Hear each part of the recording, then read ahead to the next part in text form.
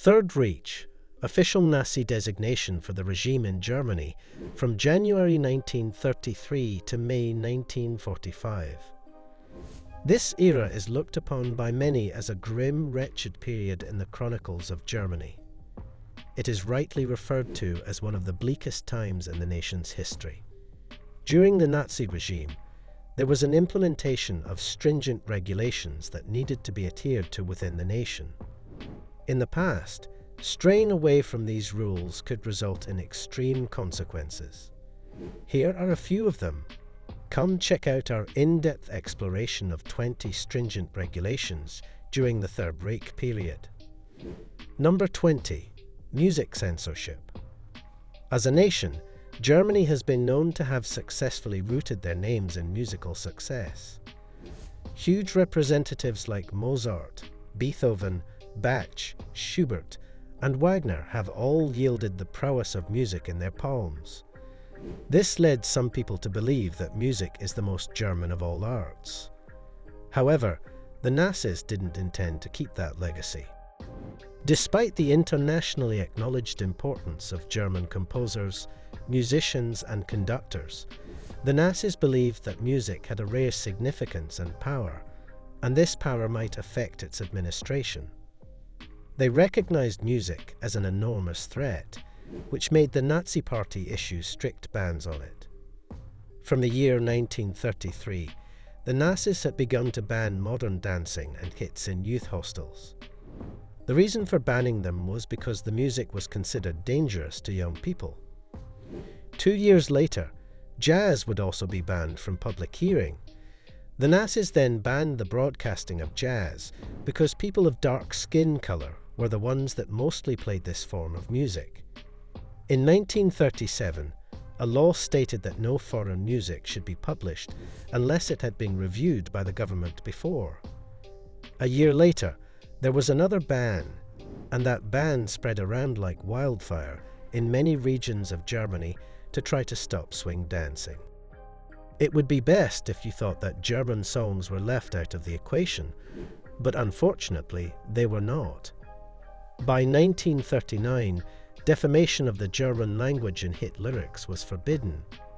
Also, the only government that could determine what was going to be sung, and slowly more bans crept on dancing as well. And no one was allowed to dance anymore, even if the music was politically correct. Number 19. Forced family planning. During the Nazi regime, the birth rate of children was increasingly high in Germany compared to other countries. Unlike our modern world today, where family planning is an issue discussed amongst couples, or left for every female to decide, it was not so in Nazi Germany.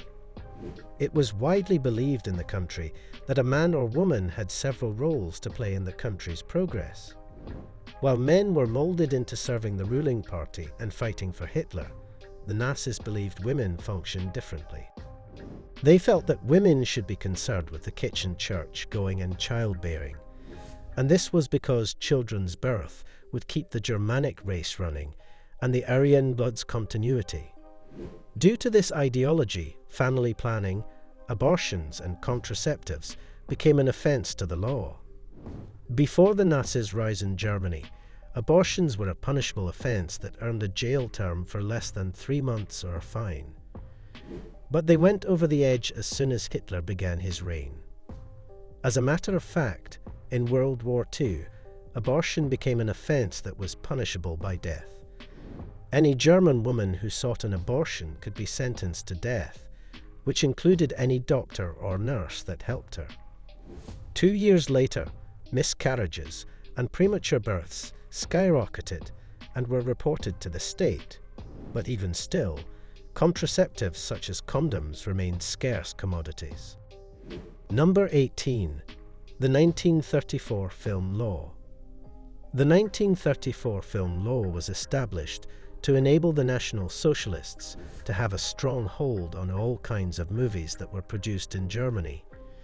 This meant that the government would review all movies made for the intent of public viewing.